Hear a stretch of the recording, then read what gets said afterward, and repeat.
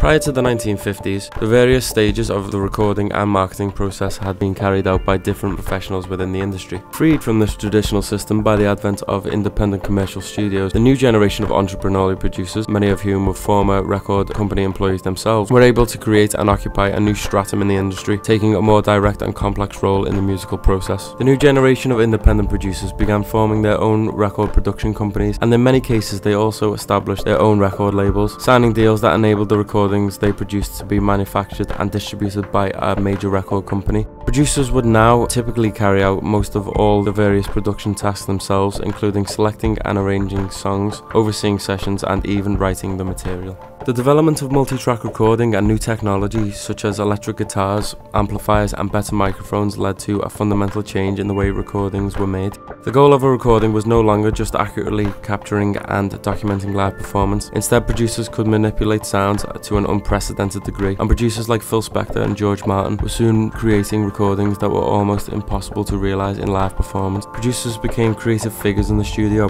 and were no longer reserved to the role of a functional engineer.